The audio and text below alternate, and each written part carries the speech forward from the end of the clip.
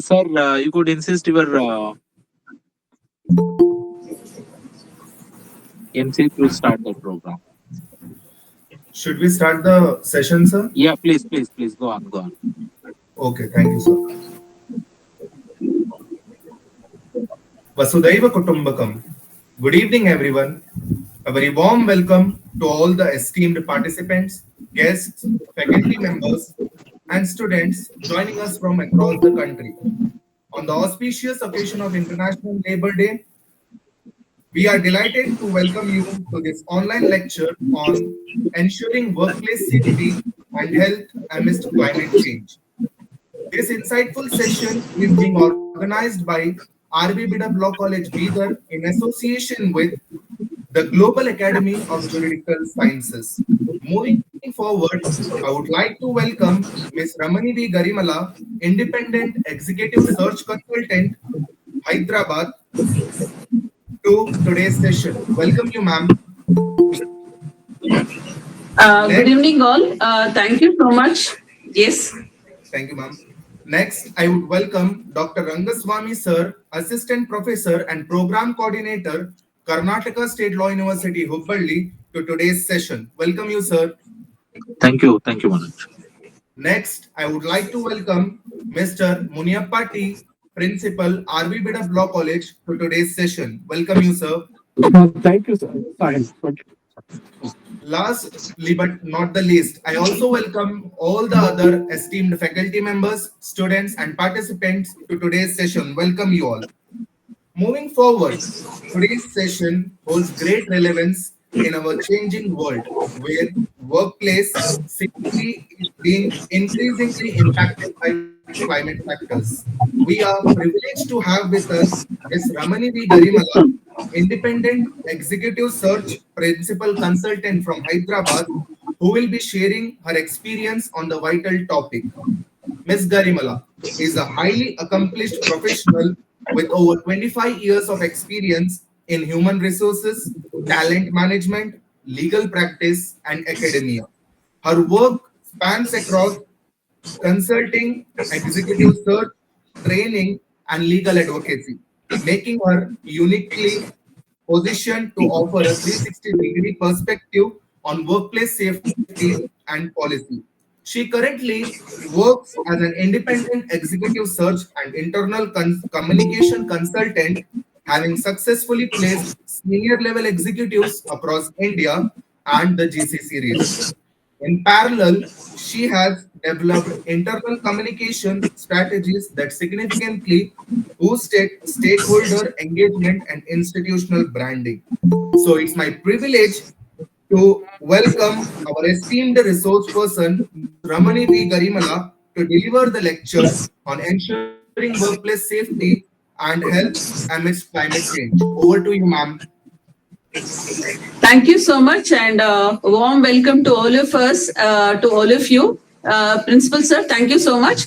And I wish all the students a good.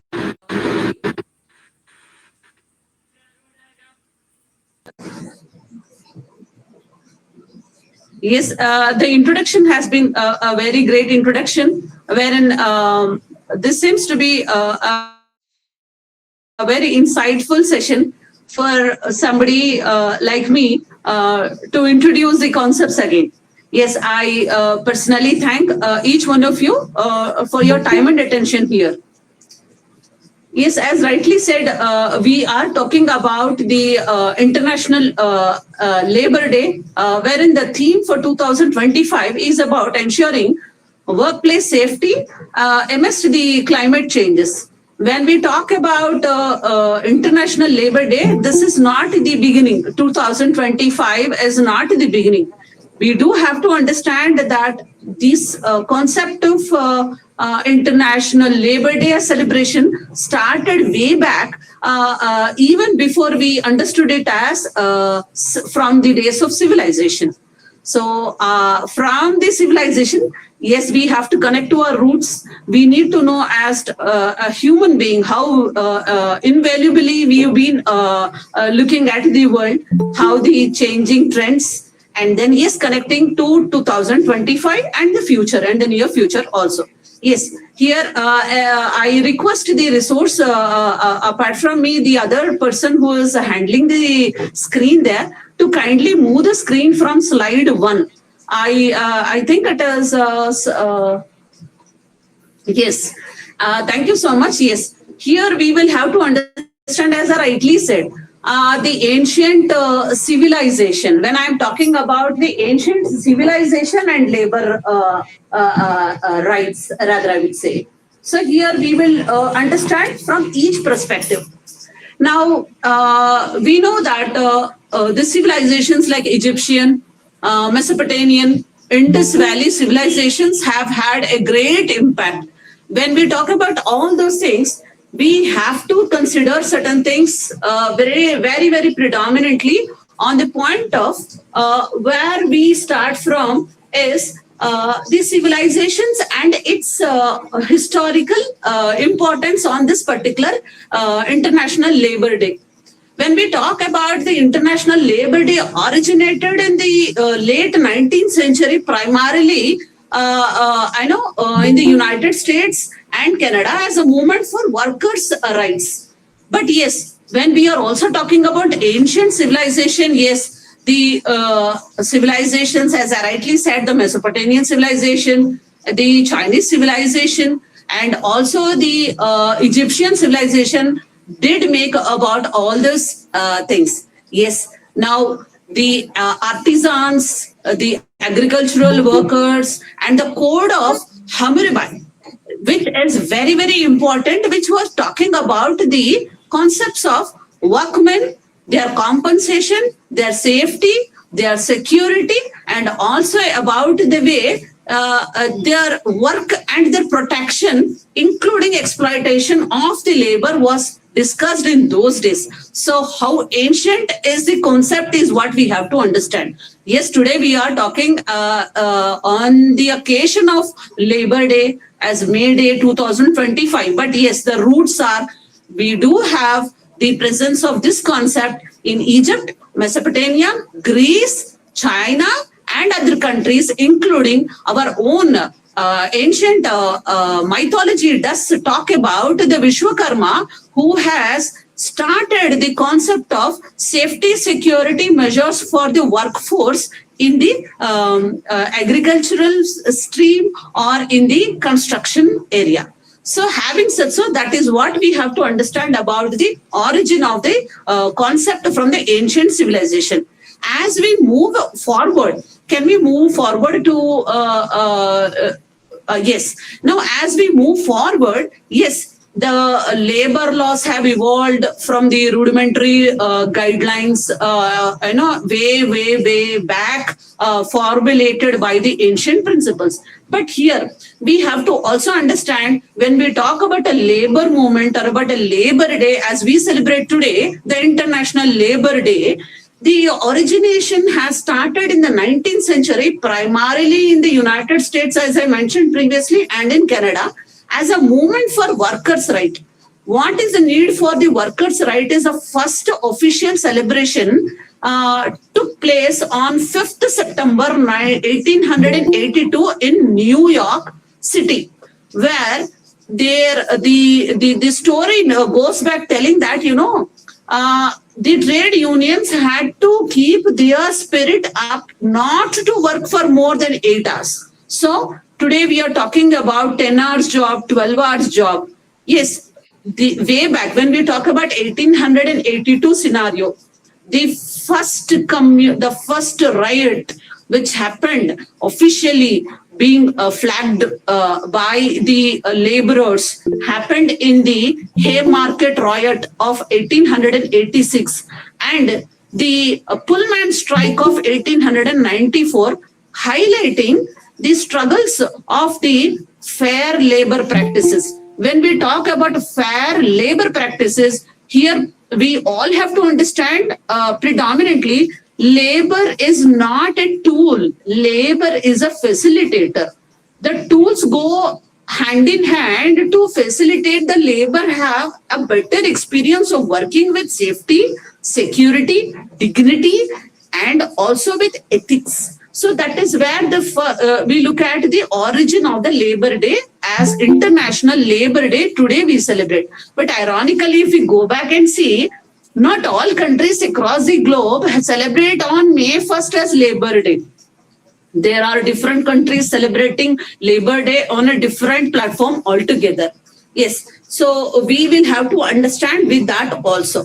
Now, when we go back and see the other thing, which is, can we move forward to the next slide, please?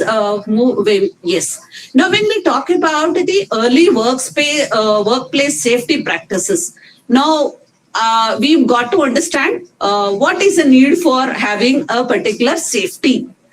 We all know that no safety, no life. Without safety, there is no proper living.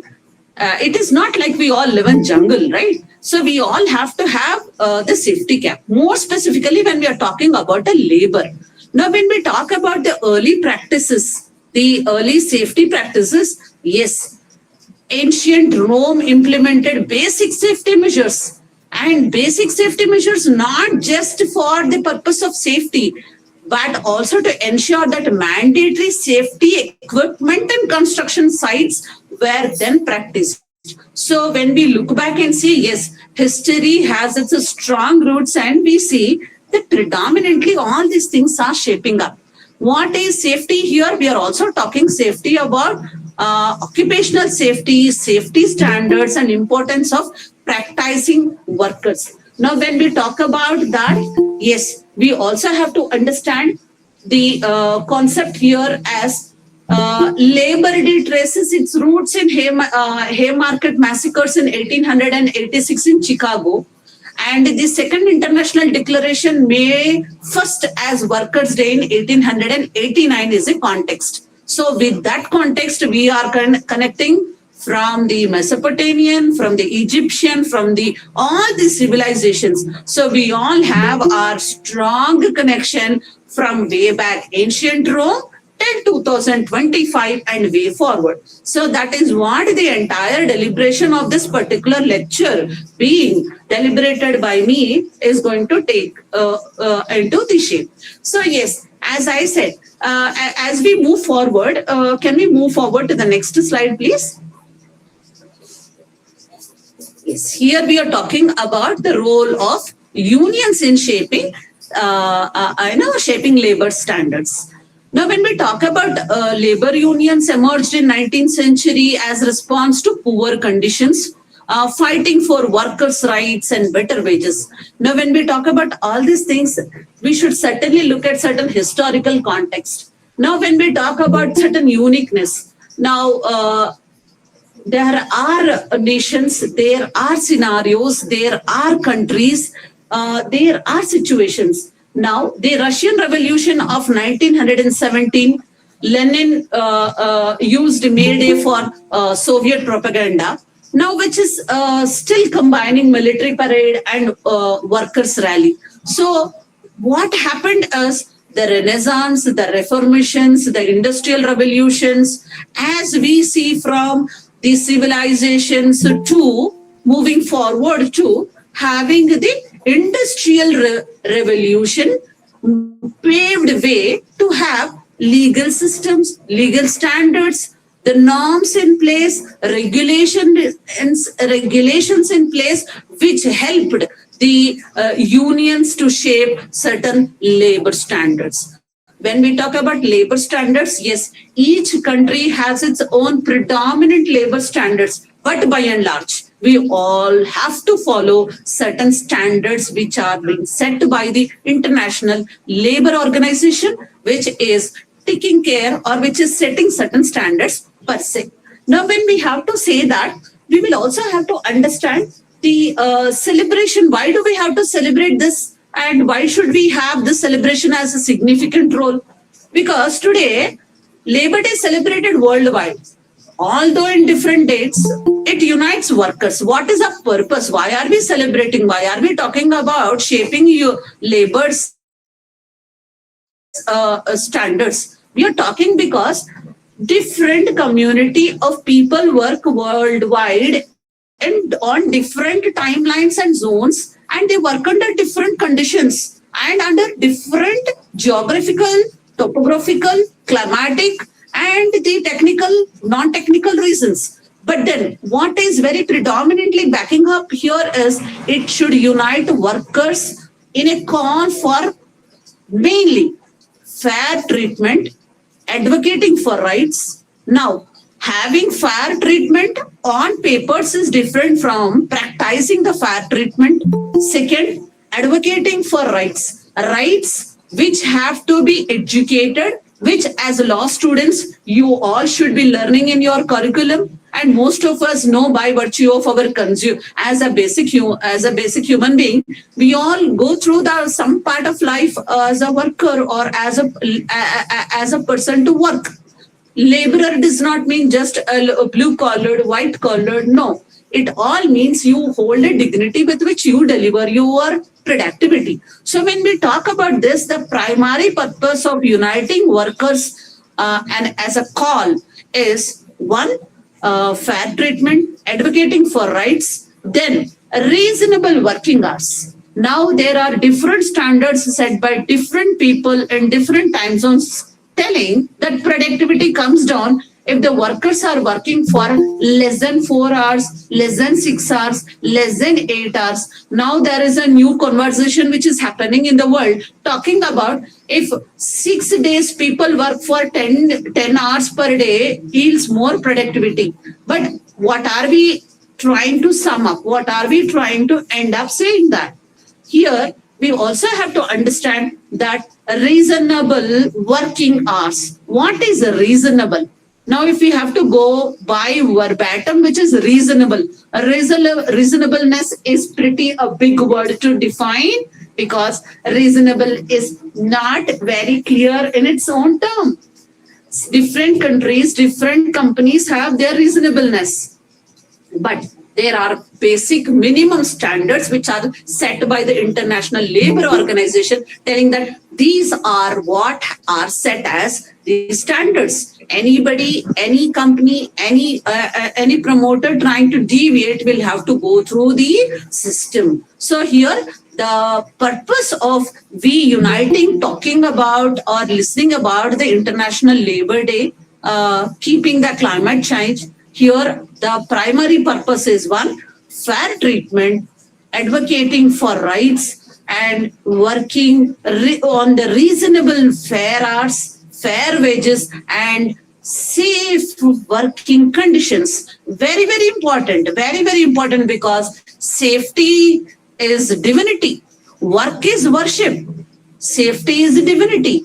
If safety is not promised, if safety is not ensured, then lot of issues crop up later.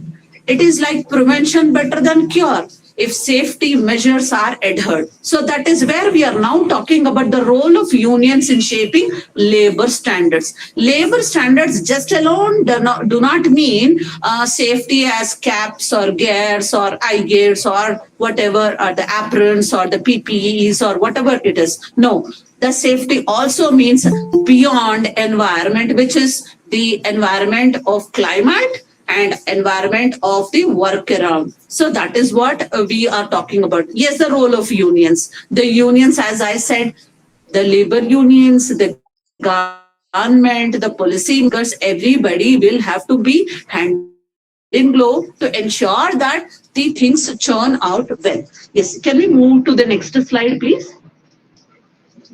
Could you please move to the next slide? Yes. Here, there is a very beautiful pictorial diagram which is depicting about the case study of the Egyptian pyramid and the worker welfare. Now, look at the beauty of the construction of the Great Pyramid.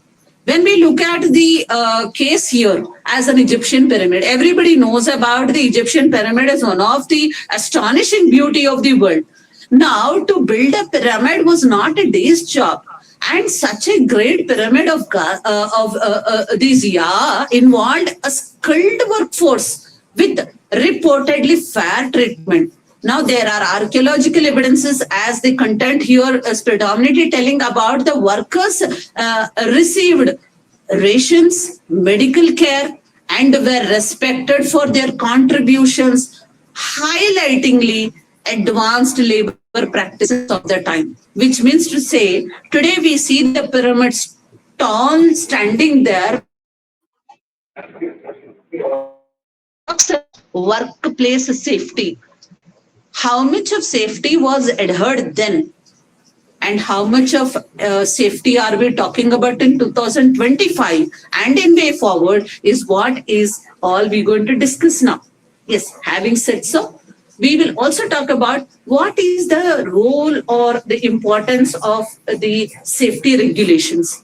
Now, when we talk about the safety regulations, everybody has to understand that safety regulations are crucial.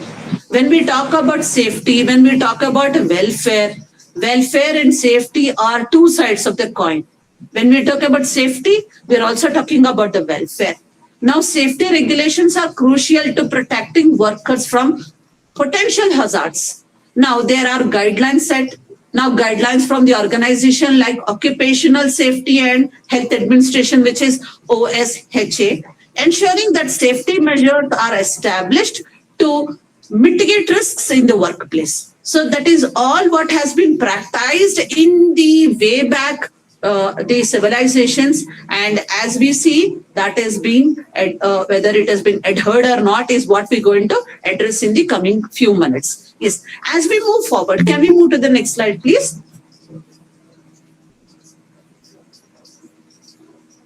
Now, when we look at the current scenario of the effective safety practices, now globally we have occupational safety and health standards. Now, effective safety practices.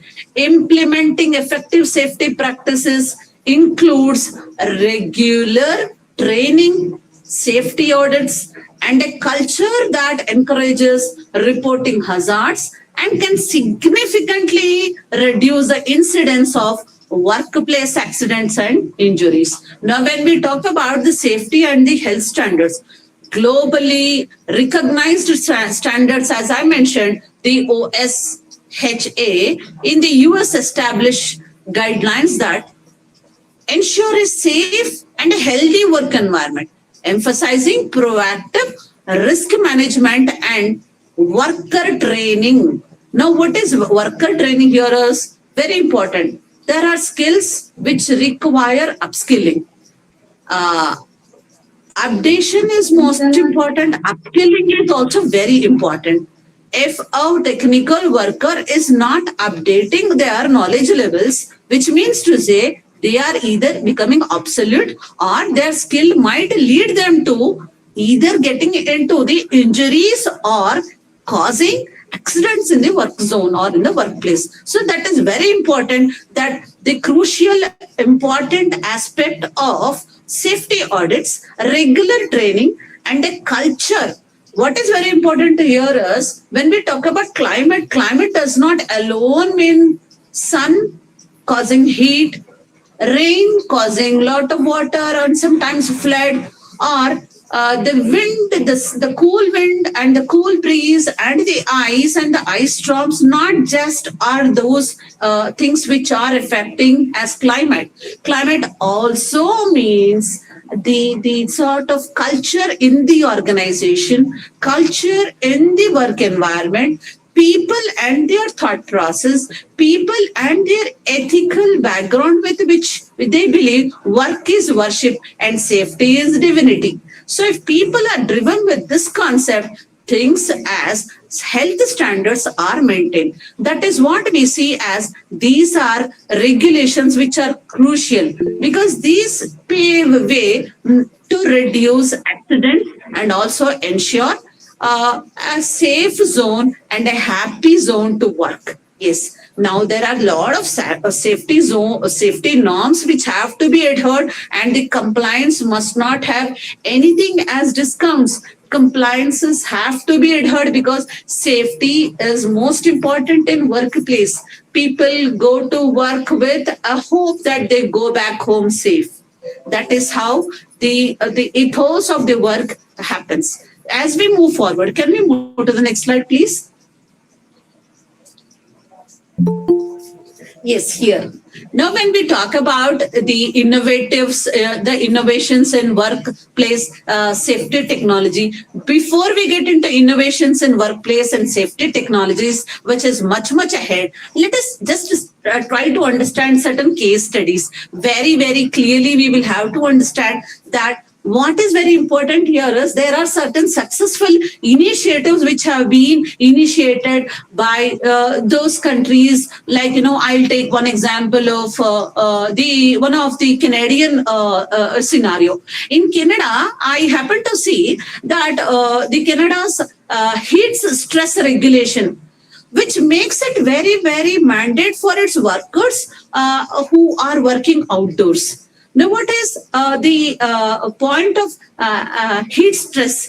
Now, when it is the temperature which is 35, 40 degrees is fine. Beyond 40, 45, then there is a stress built with the sort of the heat. So, not just the climate, but also the stress also forms a part of the environment. Now, when we're talking about innovations in workplace safety technologies, yes, we will also have to understand which are those practices and how are those. Now, there is another example which I wish to mention here, which is Sweden's health surveillance system. Now, when I happen to see the Sweden's health surveillance system, which monitors work environments, when we talk about innovations in workplace, which is talking about safety technology, there in Sweden, there is a very beautiful practice as not as a narration, but as a live example, which I have noticed there.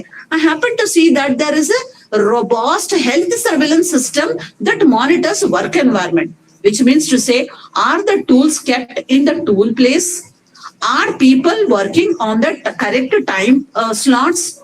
Is the mechanism pretty on the time clock? Are employees or the workers working in that particular shift pressing any concerns? Are they being taken care well? These are all those things which fall under the health surveillance. When we talk about health surveillance, one should not consider health means physical health alone. There is mental health also which has to be understood. That is why innovation in workplace safety technology also talks about emotional health and also the physical well-being.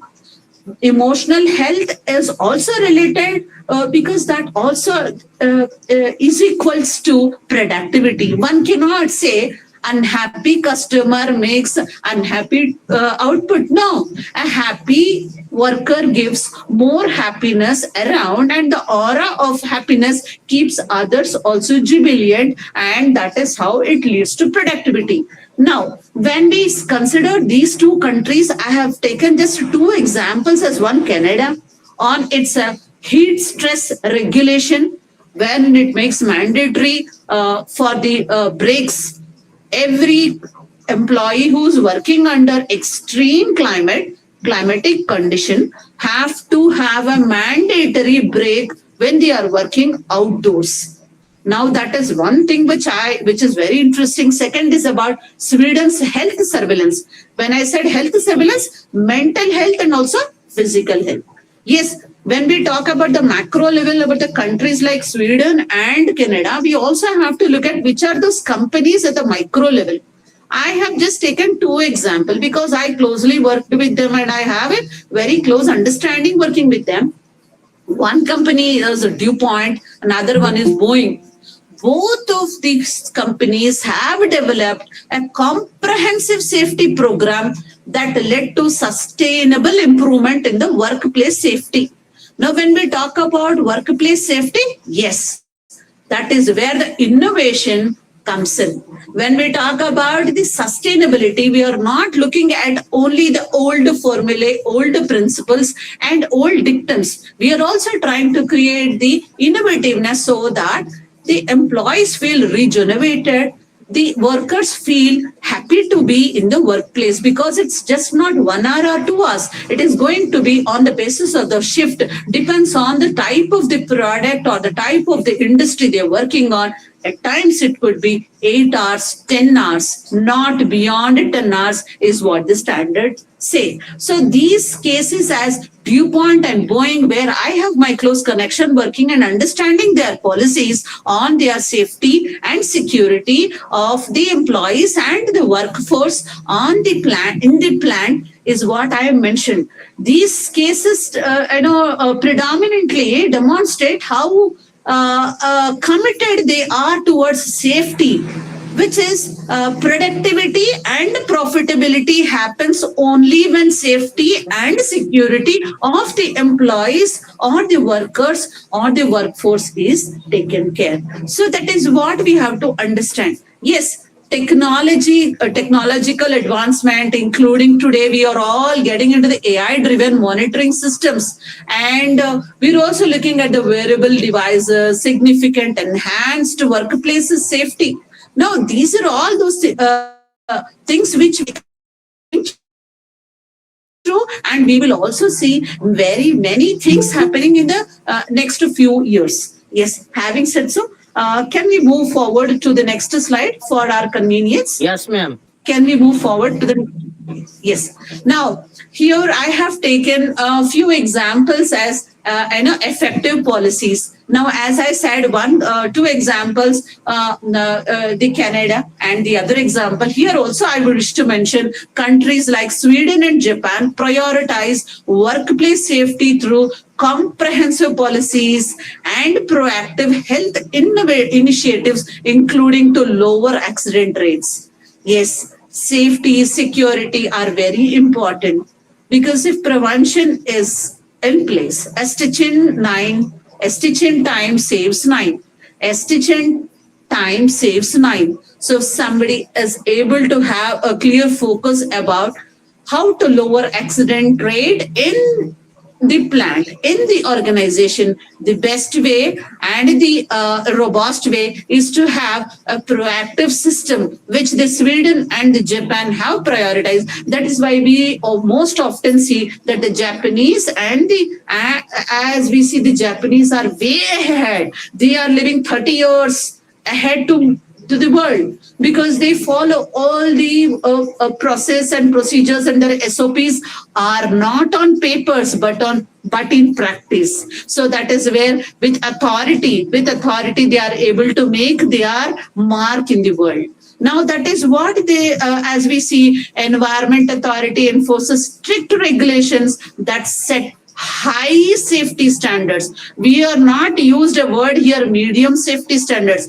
Bear in mind, please, that when we are talking about safety, we have to understand that these are high safety standards across industries. It's not confined to one industry or one place. Yes, as we understand. Now, when we talk about the climate change, yes, can we move to the next slide so that we understand the concept in a clear way?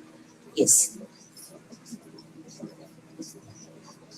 Now, yes, as I have given a couple of examples, I will also take Germany, which is the automobile ruler. Yes, fortunately, being part of that country for some time, Germany's safety regulations guided by the Federal Institution for Institute for Occupational Safety and Health emphasizes on risk assessment and employee participation. The regulator framework mandates regular inspection and safety training, contributing to one of the lowest workplace accident rates in Europe. When we see all these things, what is very important is people participation, the employee participation. What is very important is, why is Germany making so many things which the other part of the world is not able to make in the automobile? Is it has understood that the important thing is employee participation just not being as a contributor and the productivity and the prosperity of the nation, but also a clear understanding about the safety regulations which make them a leader in the automobile industry. Yes. Now, as we move forward, can we move to the next slide also, please?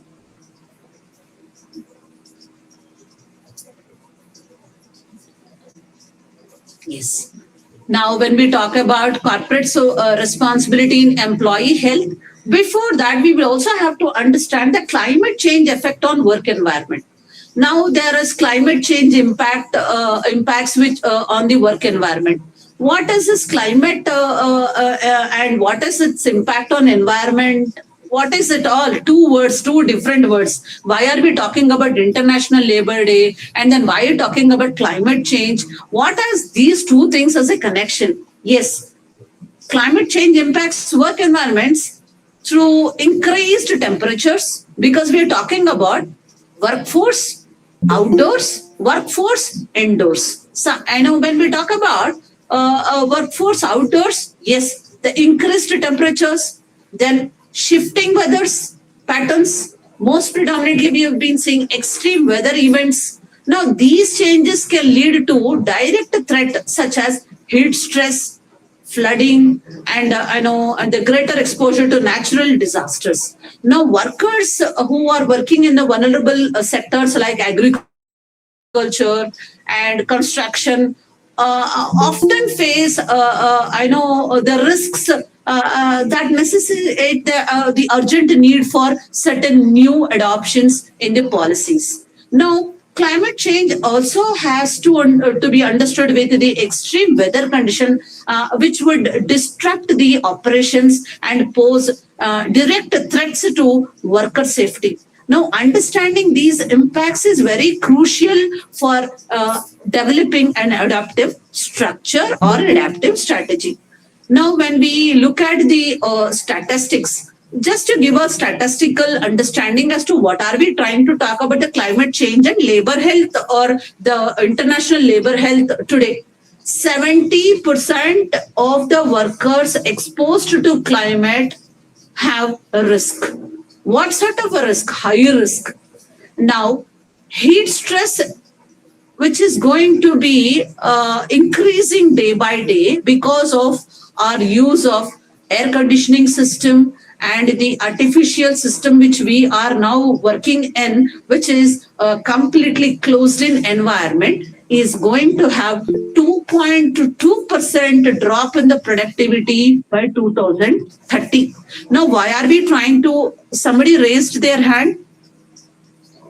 If somebody has a question, we can always address the questions later. Thank you. So we are talking about the heat stress.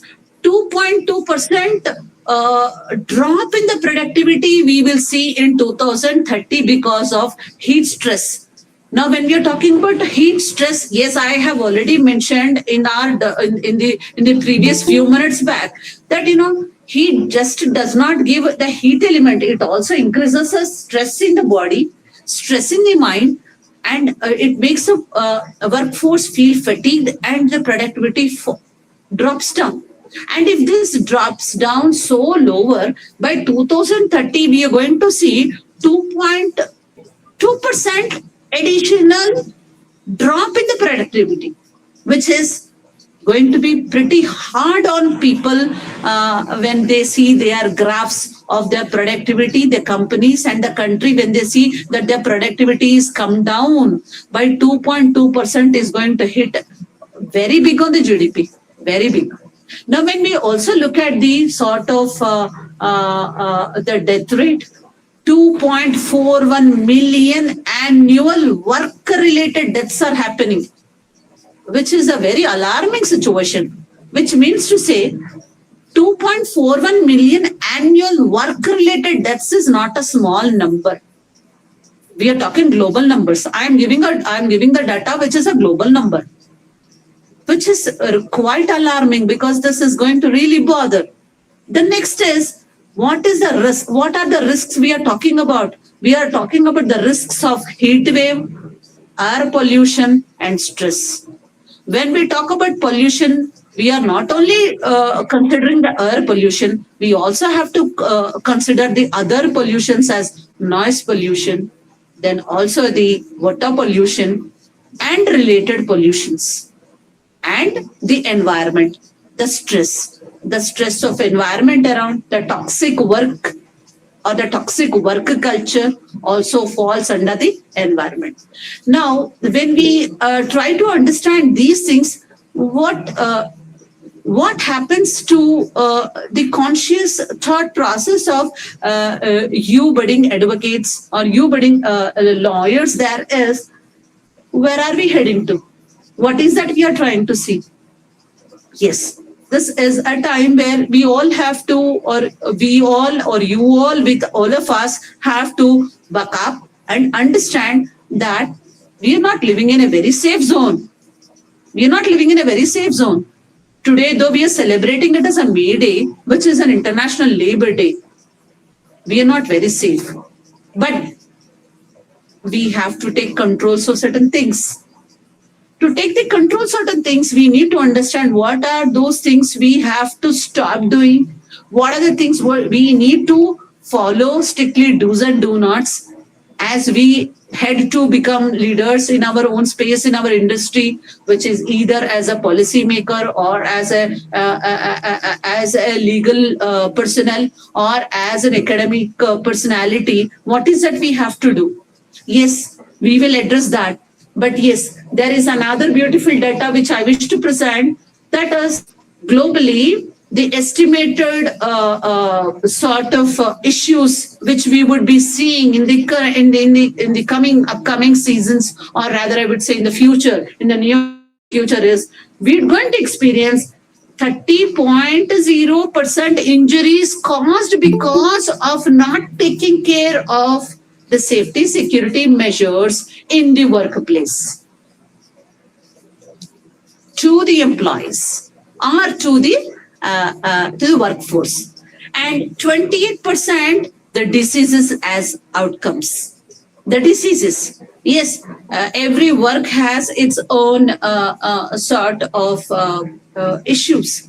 Every work doesn't go so cool. Every work does not go with unattended. It has certain issues, occupational hazards, as we say, occupational hazards. These are very, very important. So we're going to see in the near future that 28% of the diseases are going to be an outburst of occupational hazards. This is no alarming. This is just trying to be more conscious. Prevention better than cure. A stitch in time saves 9.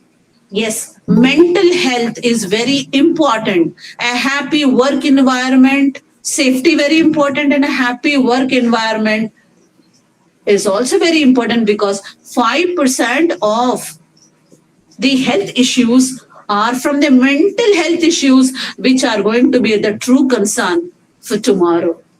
Then the heat stress is adding up to 12%, and the air pollution is the biggest traumatic thing, which is 25%.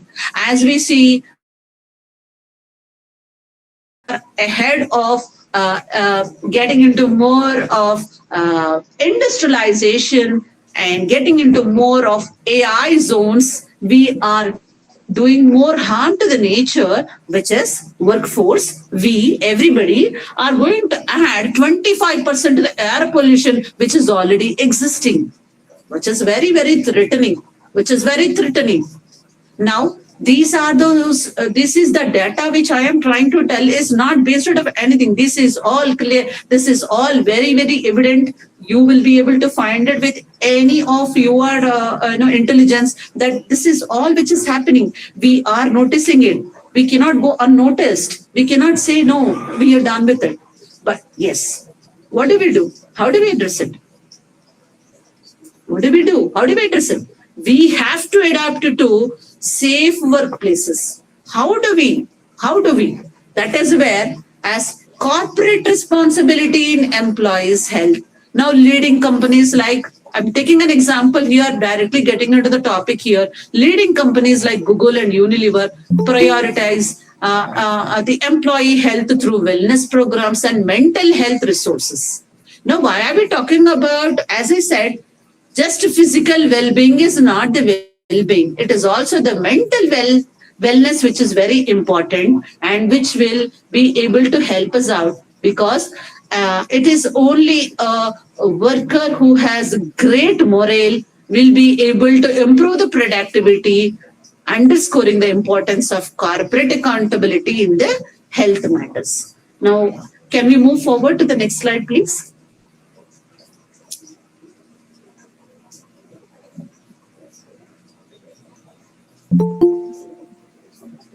As we have already discussed the link between the climate change and workplace safety, because I've already mentioned in the couple of minutes back that rising temperature and extreme weather conditions have a direct link. They both go hand in hand.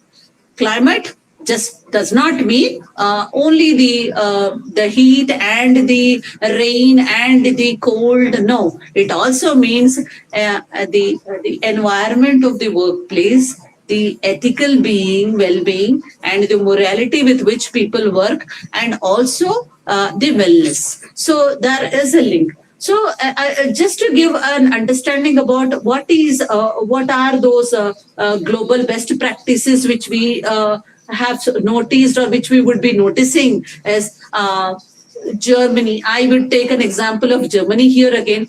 They have a very beautiful protocol as heat protection protocols. Germany experiences both the extreme climates, wherein the temperatures are soaring heat and also have their, the biting colds, which means to say they have a very beautiful protocol system which takes care of heat protection and also the cold protection. Now, when we look at the Australian system, they have the national heat stress guidelines. They have a very beautiful system of following the guidelines. Why do we have to understand about Germany, Australia? Because they are much ahead on certain aspects of protocols in practice. It's not just on papers. We all have to understand we are today on a day where we have to understand the international labor issues, not just only keeping ourselves isolated to Asia or India. Now, when we talk about these linkage between climate changes and workplace safety, in that connection, I'm trying to give an example of Germany with its protocols on heat protection protocol, then Australia on its national heat stress guidelines. Then we, yes, it is to be mandated to be told that, Sweden has a very beautiful system of mandatory climate risk assessments. So they make a very beautiful risk assessments of the climate. So they have a program which is their dashboard, which is created and which is to be adhered with no conditions. It has to be followed in toto. The guidelines have to be followed. Next is the South Koreans. The South Koreans are the smartest, where now they are following the smart helmets. Smart helmets. The smart helmets not only keep them cool during their an extreme heated temperature environment outdoors, but also keeps them warm working in the very, very cold, biting cold environment. So they are using now, the South Koreans are using the smart helmet system, and they also have the rest mandates. What is rest mandate is the intermediary rest, the break which an employee or which a worker gets during their shift, which is very, very important. What if the process has to go by a person on a machine, and the person has a very biological need for which he or she has to move out of the place? So there are breaks which they follow, which they don't have on papers, which they strictly follow. So that is what one has to understand. Now, yes, as equally, there are a lot of companies, I'll take an example of Google, everybody knows. Now that we are on the Google Meet, I'll take an example of Google. Google, which is having a very beautiful system of heat-resilient campuses. Anywhere in the world, any part of the globe, you go to a Google office, they have the heat resilient campuses. They also have the green roofs. Why are they trying to get into? We are talking about sustainability. As I mentioned in the very first few seconds of first few minutes of the lecture here, I did talk about the sustainability. When we talk about green roofs, we are also trying to be very eco-friendly. We are trying to be associated with the nature. We are trying to connect with our roots. Right. Next is an example of Tata Steel, which is following the ISO 45001 adoption. What does it talk about?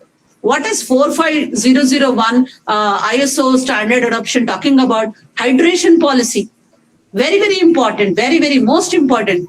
Workers need to get very frequently hydrated because the process at times dehydrates them and leads to fatality, which is either causing health issues. As I mentioned, occupational hazards. Every work has its own occupational hazards. Ask a pilot, does he have a hazard in working? Yes, he has. Ask a Navy merchant, he has. Ask a teacher, she has or he has. Everybody, anybody. But when we are talking about the workers, we have to understand hydration is very important because the workers work under extreme climates, and most of the time the work is outdoors, either on a construction project or on a manufacturing or on a process or on to do with hazardous chemicals or leading to some combination and permutations of mechanical and chemical products. Yes, there are companies like Unilever, which is doing great job in having the cooling vests and also following the risk assessment. So that is what we have to understand as the link between the climate change and the workplace safety, which is followed by the innovative practices by the leading companies like, as I said, Google, Tata Steel and Unilever, and the countries like Germany, Australia, Sweden and South Korea. India is also in its own race of maintaining all its standards, but it has a long way to go. We all have to follow the standards, which I mean to say, when I say we all, I am talking as a workforce here because I did work on the floors, and I understand the dynamics of what a workforce means. Yes. So can we move to the next slide, please? Can we move to the next slide, please? Yes. Now, as I have already mentioned, industries as agriculture, construction, fishing, and name which does not have the vulnerability. Everything has its impact on the people, the resources, the limited resources. They are facing everyday hardships, working under extreme weather conditions, sometimes going beyond the safety lines, causing harm to themselves and also to the company. We also have to understand that history has taught bad lessons to us, good lessons to us. Bad lessons, I don't want to take, but an example here, 9/11 attack. 9/11 attack is a solid example. History event teaches valuable lessons, as I said. Such a lesson. Now, solid emergency response plan. Very important. What happened after the 9/11 attack? The improvements made in the safety culture within the oil and gas sector. In the BP oil spillage. 9/11 attack is one where we have seen the emergence of the response plans. What are the immediate things we need to address on? How do we take care of those safety gaps? What are those areas we need to work on? 9/11 attack is one lesson. Next is the lesson which we have seen in the oil and gas sector, which is due to the BP oil spillage. These are two very saddening things which we all have learned lessons from. Yes, they are learning from industries that have efficiently reduced injuries. Now, how does it happen? That happens only by providing valuable insights on learning and skill development and upskilling. That is where the technology is coming in hand. When we talk about technology, yes, the AI driven technology is going to help us. I wouldn't mean to say that AI technology would take over things. No, it is going to be a tool which will facilitate for a better society to live in. So having said so, there are yes, can we move to the next slide, please? Can we move to the next slide, please? We've already addressed about the adaptive strategies for workplace.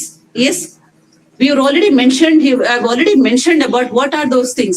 The predominant one are flexible work schedules and also having the climate related risk assessments, which are very important, which most countries are promoting, and we are able to see. Now, what is the future challenge? What is the challenge?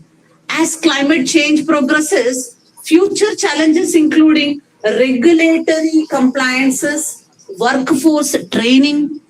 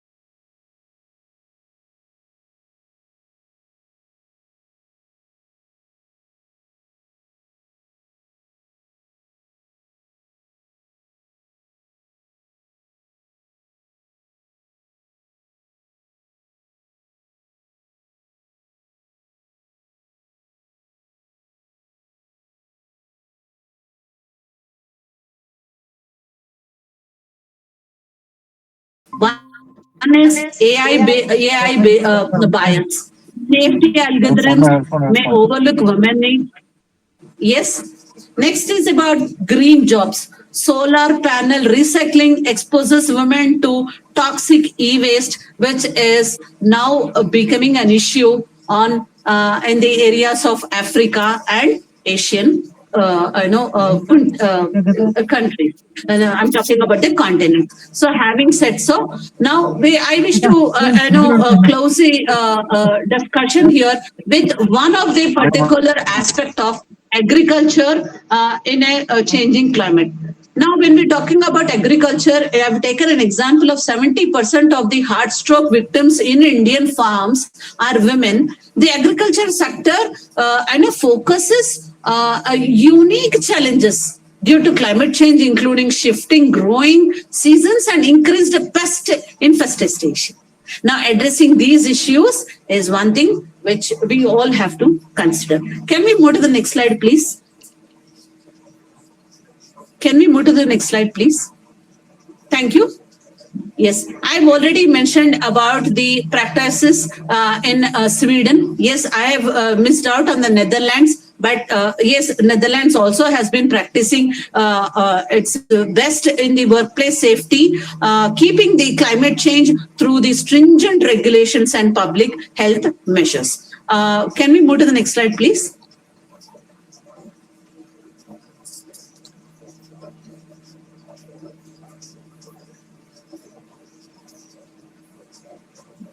Yes.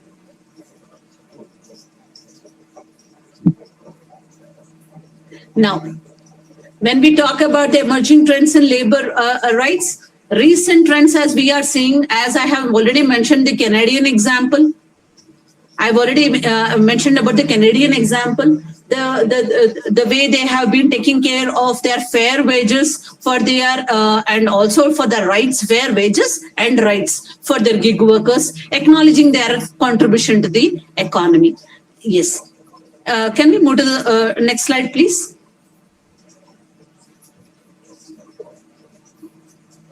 Now, when we talk about the legal framework addressing this particular climate change impacts, I know we need to understand about the laws. Now, as it's a very crucial role enhancing workplace safety by mandating regular inspections, reporting and compliance with safety regulations. Effective enforcement of laws only will be accountable, making the employees to work and to have a work culture which will increase productivity and also be contributor to a safer workplace culture. Having said so, I have understood that we've already got to more than an hour. Is it fine to continue for another 5 minutes and then close the session? Is it fine to close by another 5 minutes? Okay, thank you so much. Can we move to the next slide, please? Okay. May I request you to move to the next slide, please? Yes. As I have said, sustainability, importance of sustainable work environment. We talk about sustainability. Yes, everybody's concern is how do we manage things? How do we take care of things? Now, sustainable workplace bolsters employees' well-being, productivity, and environmental stewardship. Companies adopting practices like green building certifications witnessed reduced employee turnover and a positive public image. This is what I have previously mentioned in the company like Google, where its environment create the NO, the creation of the work culture, the creation of people around, all makes it happen. So the system, the legal framework protecting the workers. Now, occupational health and safety law provides not only essential protection for workers, but these also establish maximum safety standards which are to be followed unconditionally, having strict adherence to compliance and procedures. So having said so, very, very interesting and very important thing which I wish to deliberate before I do the summing of the session here is there are in 2025 today, we have a lot of issues. We have a lot of global labor related issues. One issue is AI and job displacement. This is an issue which is now on top of everybody's thought process. What is it?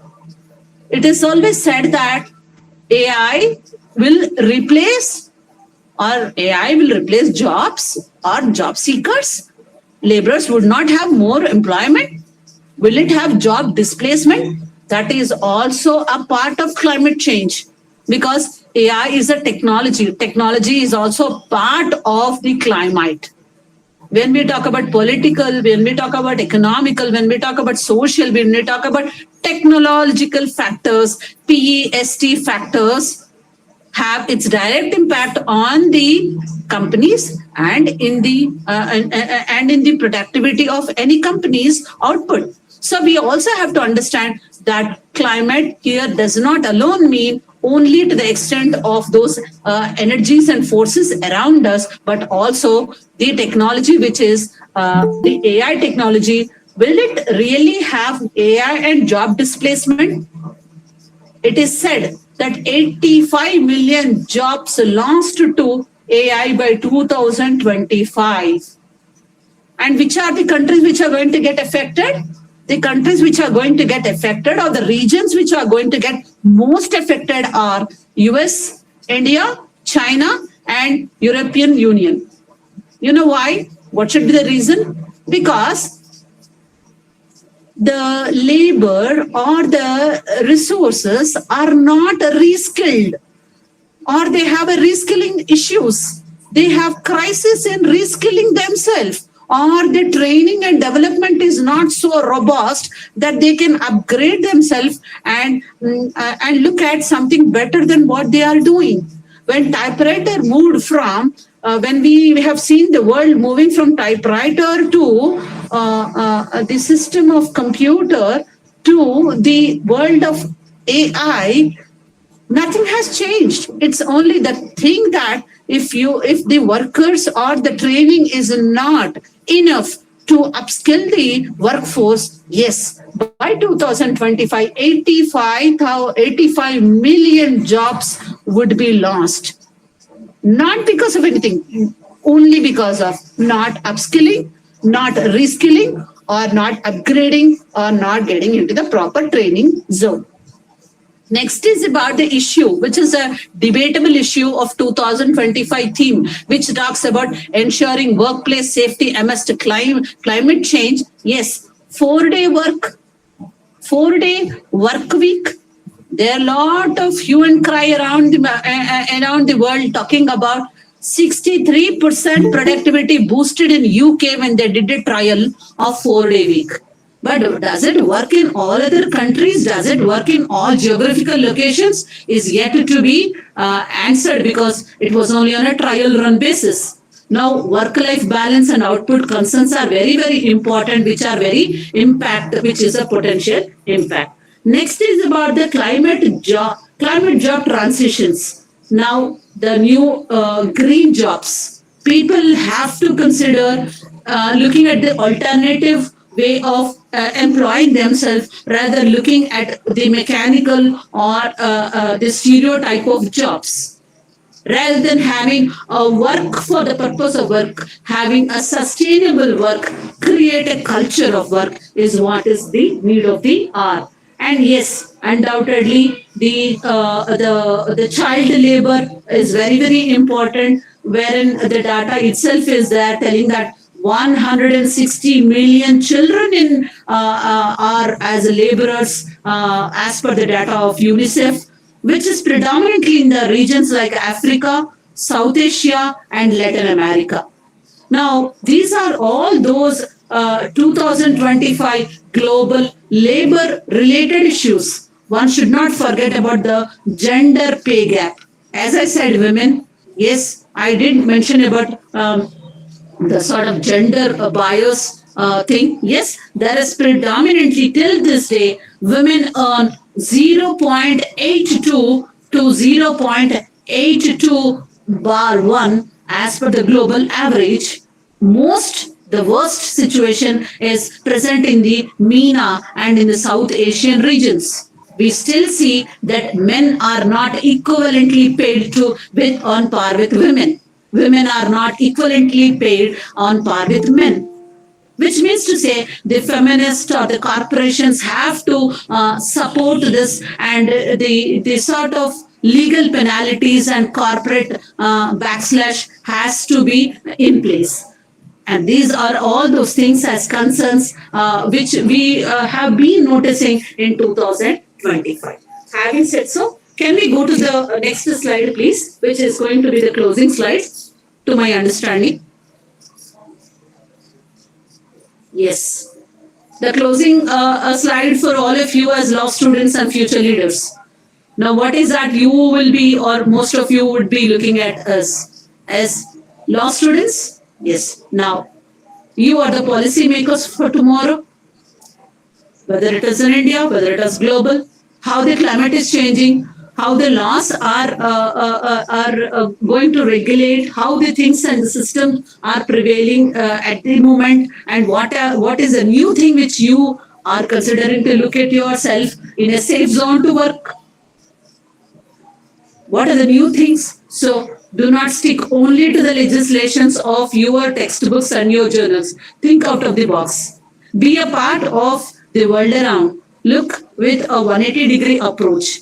Out of the box thinking is most important as law students and future leaders, that you start practicing what you have understood about and create more awareness on those debatable things which have a lot of emphasis on building an safe world to live in.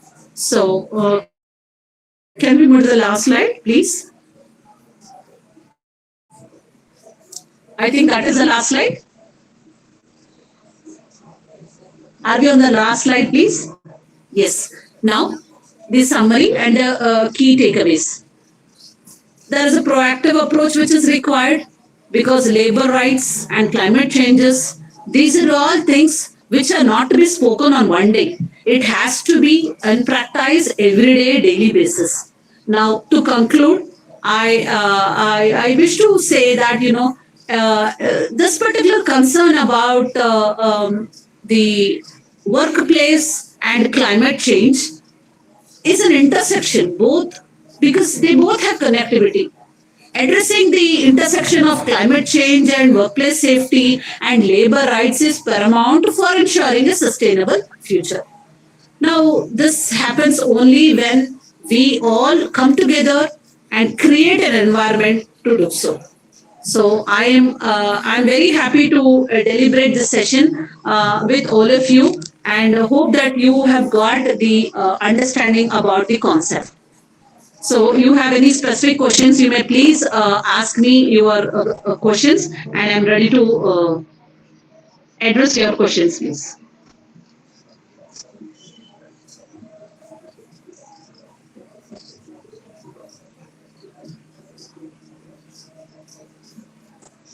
Anybody has any questions, you may please raise your questions.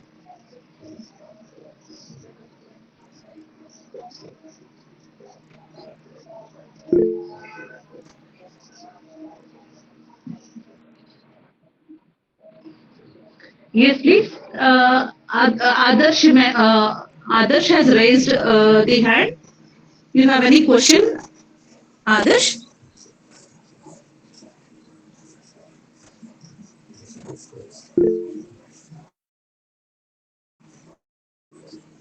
Okay. I think no one has any queries. So thank you, ma'am, for your insightful and thoughtful, provoking session. Your expertise and perspectives have given us much to reflect upon and act on. Thank you, ma'am. To conclude the enriching session, I invite Rachel, LLB first year student, to propose the formal vote of thanks. Over to you, Rachel.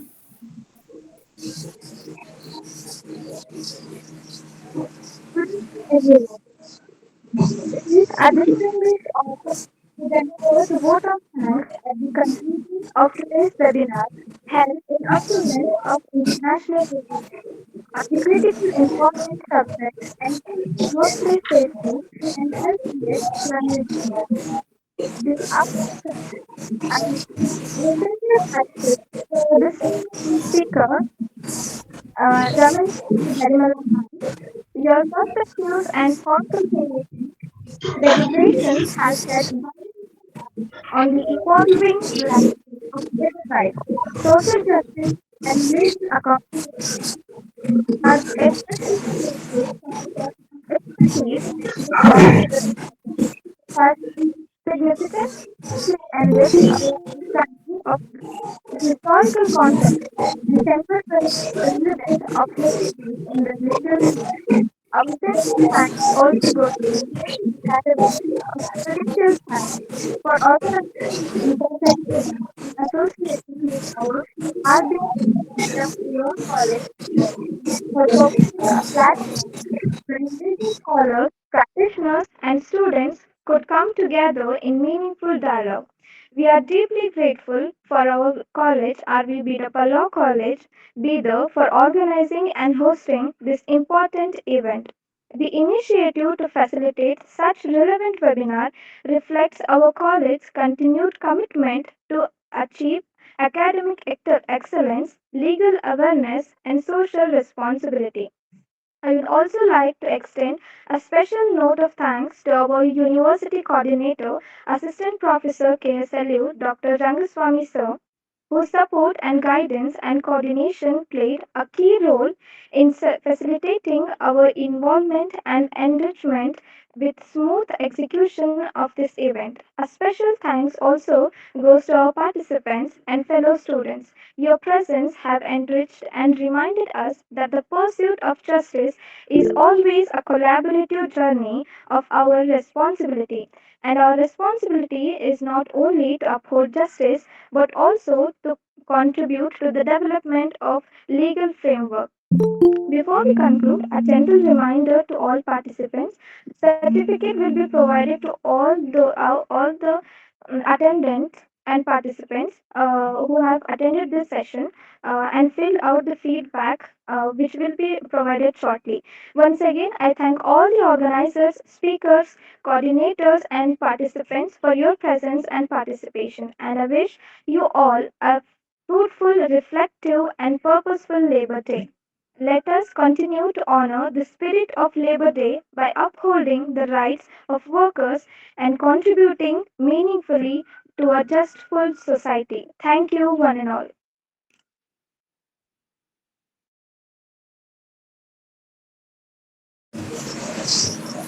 Thank you so much. Thank you, ma'am. Thank you. Thank you so much. I, Yeah. shall I sign off? Okay, ma'am. Okay. Thank you so much, sir. Thank you so much. Well, thank you, madam. Thank you, madam. Bye. Thank you, sir. Thank you.